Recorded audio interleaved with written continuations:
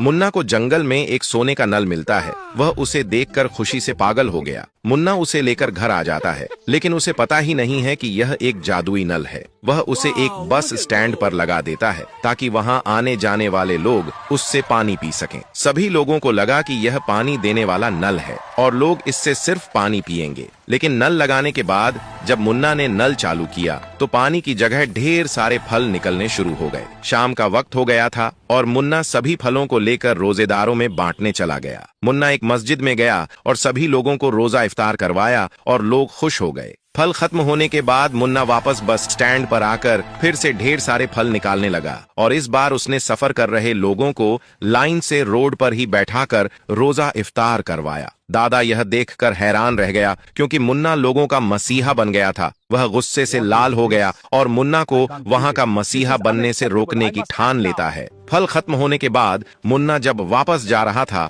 तो दादा उसके पीछे पीछे चला गया। मुन्ना जब नल से फल निकाल रहा था तो दादा चुपके चुपके यह राज देख लेता है। सुबह सहरी खाने के बाद जब सब सो रहे थे तो दादा नल को उखाड़ कर लेकर भाग गया। सुबह होने के कारण वहां पर कोई नहीं था, लेकिन एक गाय उसे नल ले जाते हुए देख लेती है। गाय उसे पकड़ने लगती है, तभी दादा फिसल कर गिर जाता है और गाय उसे पकड़ लेती है। दादा गिड़गिड़ाता ही रह जाता है और गाय मुन्ना का नल छीनकर भाग जाती है। लेकिन दादा हार नहीं मानता और गाय से नल छीनने के लिए उसके पीछे दौड़ता है। आखिर गाय के साथ भी वही हुआ और दादा की तरह गाय भी दौड़ते दौड़ते फिसल कर गिर गई। लेकिन गाय वह नल खा गई क्योंकि वह नहीं चाहती थी कि नल किसी गलत आदमी के हाथ लगे। उसके बाद दादा को हार मानना पड़ा और वह मुंह लटकाकर वापस घर आ गया। मुन्ना जब बस स्टैंड पर वापस आकर देखा तो वह फूट फूट कर रोने लगा क्योंकि वह वादा करके आया था कि पूरे रमजान में रोजा इफ्तार की जिम्मेदारी मेरी होगी। इतने में गाय ने आकर मुन्ना को सारी बात बताई,